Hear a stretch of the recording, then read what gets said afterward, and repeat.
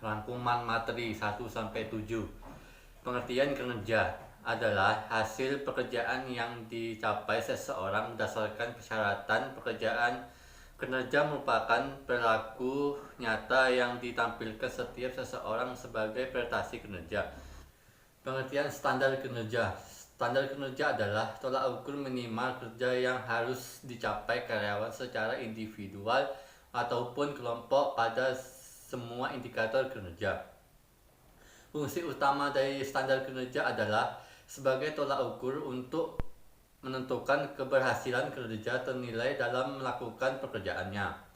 Persyaratan standar kinerja yaitu ada hubungan pekerjaan hasilnya dengan standar perusahaan. Yang kedua, mencerminkan keseluruhan tanggung jawab karyawan dalam melaksanakan pekerjaannya. Yang ketiga, memperhatikan pengaruh faktor-faktor terhadap kinerja karyawan.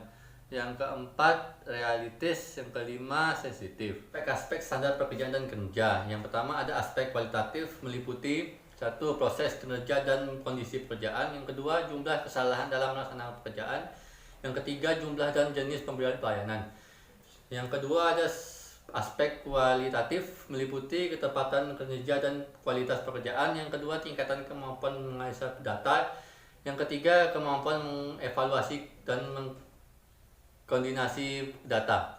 Faktor-faktor yang mempengaruhi kinerja: 1. Jumlah pekerja. 2. Kualitas pekerjaan. 3. Ketetapan waktu. 4. Kehadiran. 5. Kemampuan kerjasama. Pengertian evaluasi kinerja. Evaluasi kinerja adalah suatu metode yang proses pengeluarannya dan pelaksanakannya tugas seseorang atau kelompok orang atau unit kerja dalam suatu perusahaan. Tujuan evaluasi kinerja. Tujuan evaluasi kinerja adalah untuk membentuk perusahaan mencapai tujuannya, keberhasilan perusahaan, dan menjamin berupanya keadilan internal dan eksternal. Pendekatan evaluasi kinerja. 1. Pendekatan sikap. Pengukuran ini menyangkut penilaian terhadap sifat atau karakteristik individu. Sifatnya bisa diukur dalam bentuk ini relatif. Yang kedua, pendekatan perilaku. Pendekatan perilaku menunjukkan bagaimana orang berperilaku dan bahkan tentang kepribadiannya. Yang ketiga, pendekatan hasil. Pendekatan sikap memfokuskan pada produk atau hasil usaha seseorang dengan apa yang telah dilaksanakan individu. Metode evaluasi. Metode yang dapat dipergunakan dalam melakukan evaluasi kinerja adalah metode yang hasilnya sama dengan metode yang dipergunakan dalam mendapatkan umpan balik melakukan penilaian dari suatu perusahaan yang digunakan. Metode yang digunakan adalah penilaian diri sendiri, penilaian dari atasan langsung, penilaian dari rekan kerja, penilaian dari bawahan langsung, penilaian dari sumber lain.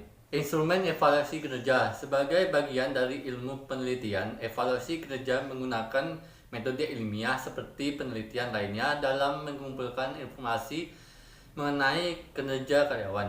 Proses penggunaan instrumen evaluasi kinerja. Yang pertama ada nama organisasi atau jabatan. Yang kedua, identifikasi karyawan. Yang ketiga, mengidentifikasi perilaku karyawan. Keempat, masa produktivitas penilaian. Yang kelima, butir-butir indikator kinerja. Yang keenam, jabatan penilai. Yang ketujuh, tanggapan ternilai atau penilaian. Yang kedelapan, tanda tangan penilai dan ternilai. Penilaian. Evaluasi kinerja merupakan proses pengukuran, yaitu mengukur kinerja karyawan menetapkan angka-angka pada butir-butir kejadian. Pengukuran terdiri dari 4 skala, yaitu skala nominal. Nominal berarti memberi nama, sehingga skala nominal tidak mengukur sekedar memberi nama suatu benda.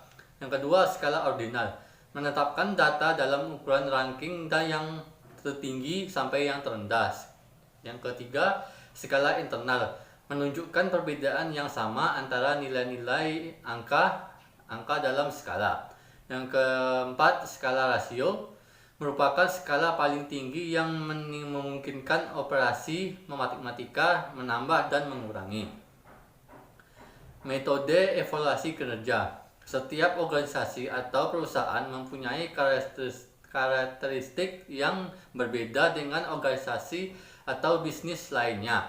Ini memungkinkan oleh karena tujuan sasaran evaluasi kinerja. Sasaran dalam evaluasi kinerja karyawan yang dikemukakan oleh Agus Sunyoto yaitu: 1. Membuat analisis kinerja dari waktu yang lalu, berkeseimbangan dan periodik baik kinerja karyawan yang mampu berorganisasi. Yang kedua, membuat evaluasi kebutuhan paling dari para karyawan melalui audit keterampilan serta pengetahuan sehingga dapat mengembangkan kepada kerja karyawan. Yang ketiga, menentukan sasaran kerja yang akan datang dan memberikan tanggung jawab. Yang keempat, menentukan potensi karyawan yang berhak memperoleh promosi, jabatan, keseimbangan, dan sebagai dasar untuk penyusunan proposal. Evaluasi kinerja merupakan sarana untuk memperbaiki mereka yang tidak melakukan tugas dengan di dalamnya organisasi. Banyak organisasi yang berusaha mencapai suatu kedudukannya yang terbaik dan dalam bidangnya. Masalah yang dihadapi dalam proses evaluasi kinerja: 1. Validitas dan reliabilitas. 2. Persepsi ternilai. 3. Budaya evaluasi kinerja. 4. Kesalahan penilai. Keuntungan dan kerugian mendapatkan proses evaluasi kinerja.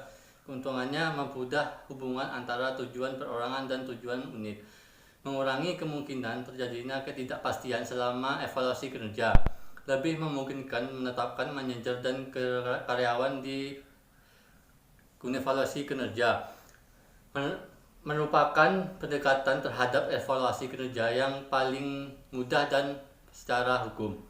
Kerugiannya memakan waktu yang relatif lama dan banyak karena perlu untuk mengidentifikasikan waktu di awal untuk melakukan perencanaan kinerja, meminta manajer dan karyawan untuk mengembangkan lebih cepat dalam menyelesaikan tujuan serta standar yang paling penting dan dapat diukur, dapat menimbulkan lebih banyak pekerjaan administrasi pada sistem peringkat, dapat disalahgunakan oleh para manajer.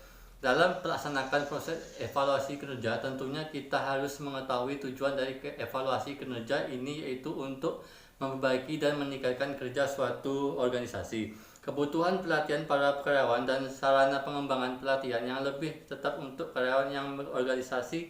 Dalam melaksanakan proses evaluasi kinerja, tentunya harus memperhatikan segala aspek-aspek dan langkah kinerja, karakteristik organisasi dan pengaruhnya terhadap individu. 1. Terhadap komunikasi dua arah. 2. Tujuannya berkelompok jelas. 3. Konflik dan konflik tidak diabaikan. Namun karakteristik organisasi tidak memiliki pengaruh yang signifikan terhadap perilaku organisasi. Hanya saja perilaku individu itu akan menyesuaikan dengan karakteristik organisasi tersebut. Pendekatan untuk memahami perilaku individu. 1. Pendekatan kognitif adalah bahwa suatu perilaku oleh suatu rangsangan di mana perilaku individu terjadi atau timbul dikarenakannya ada rangsangan sehingga timbulnya respon. 2. Pendekatan penguatan bahwa suatu perilaku dipengaruhi oleh sistem syaraf mekanik yang ada di otak kita. Contoh, jika tekanan kita terkena api, maka secara otomatis kita menjatuhkan atau menarik tangan kita dari api tersebut. 3. Pendekatan PSI, komunitas pengaruh oleh kepribadian, sedangkan individu hanya memiliki pribadi yang baik dan individu yang matang, yaitu orang-orang yang dapat membedakan mana yang baik dan mana yang buruk.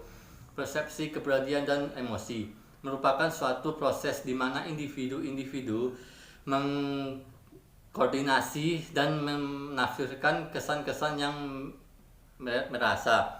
Komunikasi adalah salah satu proses interaksi baik secara lisan maupun tulisan individu dengan individu lainnya. Dalam organisasi terdapat dua arah, yaitu komunikasi antar atasan dengan bawahan dan komunikasi antar bawahan dengan bawahan. Kedua komunikasi tersebut sifatnya berbeda-beda. Biasanya antara atasan dengan bawahan lebih bersifat normal,